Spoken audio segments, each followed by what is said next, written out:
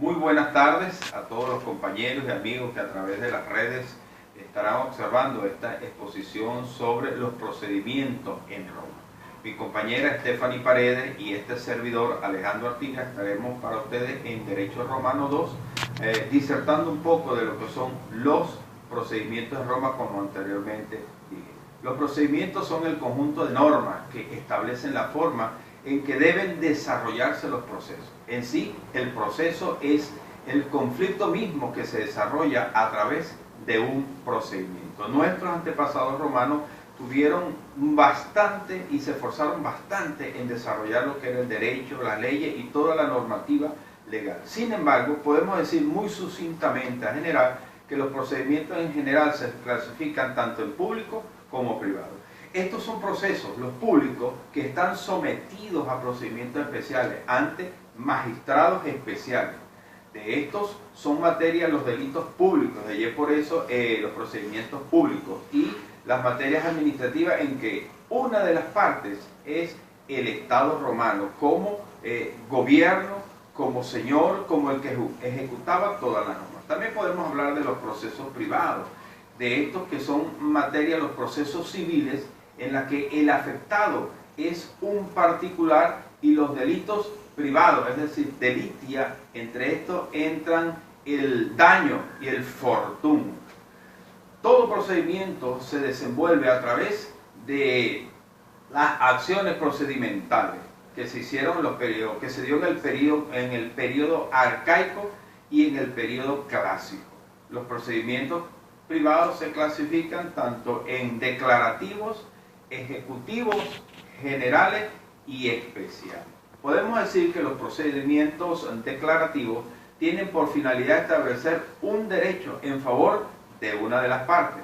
Tanto así los ejecutivos, que tienen por objeto realizar un decreto, si se quiere, ya declarado, y también se clasifica, como lo dije anteriormente, tanto en generales como especiales. Estos generales se dan cuando la causa no tiene señalada una tramitación especial, y el especial cuando la situación o conflicto no se ha cumplido y tiene que ser ejecutado de una manera especial, como procedimiento en los tiempos de Roma. Vamos en este momento entonces a escuchar la otra parte que nuestra compañera Stephanie Paredes tiene al respecto. Buenas tardes. Teóricamente hablando, los procedimientos en Roma tenían dos clases, que eran los ordinarios y los extraordinarios. Los procedimientos ordinarios comprenden las leyes, acciones o las acciones de ley, las cuales se distinguían por ser 5 acciones, 3 sobre un juicio declaratorio y 2 sobre un juicio ejecutivo. Estas van desde el año 450 con las leyes de las 12 tablas y duró hasta mediados del siglo II antes de nuestra era. También está el procedimiento formulario, que comprende desde el periodo clásico hasta mediados del siglo III de nuestra era. Los procedimientos ordinarios se dividen en 2 etapas, que son el in iure, que se desarrolla ante el magistrado romano. Si esto ocurría en Roma, era ante el pretor; si ocurría en Italia, era ante los delegados del pretor; y si eran las provincias, era ante los gobernadores. Culminaba con la letis contestatio, que es la testificación de la litis. La otra etapa es la apud iudice, que es cuando pues ante el juez, donde puede ser un tribunal unipersonal o un tribunal colegiado.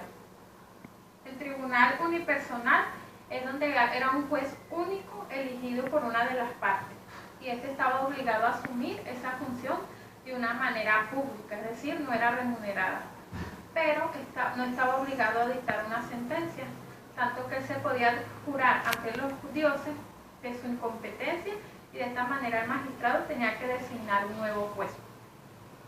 El idus unus, que es como se le viene mencionando a los tribunales unipersonales, también tenía una competencia completa, es decir, ellos conocían de una manera generalizada todos los asuntos. Ahora, los tribunales colegiados se dividían en los recuperadores, que eran formado por 3 o 5 miembros, elegidos por sorteo, los cuales podían ser recusados por las partes. Tenían los decentibili, que formaban un tribunal permanente, cuya competencia eran los juicios en que se pretendía esclavo a una persona que se pasaba por libre.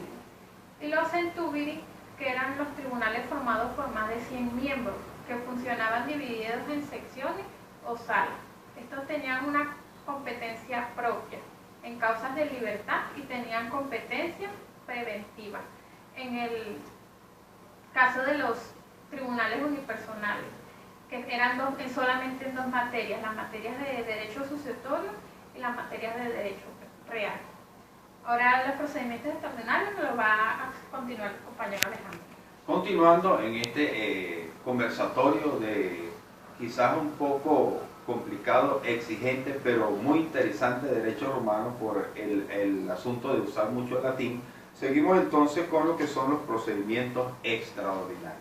Estos procedimientos tienen sus orígenes en el gobierno del emperador Augusto César, cuando éste empezó a conocer personalmente y de forma extraordinaria una cantidad de causas donde él, como emperador, como autoridad absoluta, como un juez supremo, iba a decidir conforme a lo que él iba a estar escuchando de todas las denuncias para resolver estos casos, pero no solamente para resolver, sino para condenar cuando fuere necesario, es decir, para hacer cumplir la pena. Y hay algunas características en estos procedimientos extraordinarios, características por demás interesantes que llaman poderosamente la atención. En primer lugar, era esencialmente escrito, a diferencia de los ordinarios, básicamente orales.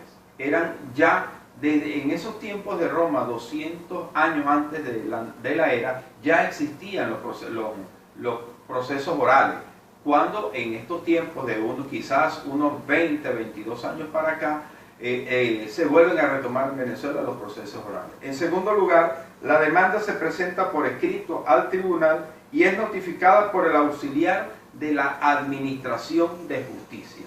Allí podemos ver los canales regulares que se usan a la hora de presentar una demanda. En tercer lugar, todo procedimiento se tramita en una sola etapa ante el juez y funcionario, que a su vez, con todo este plegado de documentos o de denuncias, se dispone a resolver. En cuarto lugar, existía una jerarquía de tribunales y por ende varias instancias. Nadie se iba a pasar la instancia por encima de otro. Todos tenían que usar los canales regulares. En quinto lugar, en esa época el juez, o escúcheme bien, estaba obligado a dictar la sentencia y estaba todo bajo la ley. No podía decir no hay sentencia o faltan elementos, porque al momento de llegar a él es porque todos los elementos acusatorios, probatorios, estaban a la mano y tenía la obligación de dictar sentencia. En sexto lugar, la sentencia podía ser objeto incluso de un recurso de apelación dependiendo de las circunstancias de la gravedad del caso. Y en séptimo y último lugar, la sentencia se pronuncia directamente delante de las pretensiones de las partes afectadas. Entonces, de una manera sucinta y una manera muy resumida, pudimos nosotros, la compañera Stephanie y Alejandro Artiga, estar hablando de los procedimientos en Roma. Muchísimas gracias. Buenas tardes.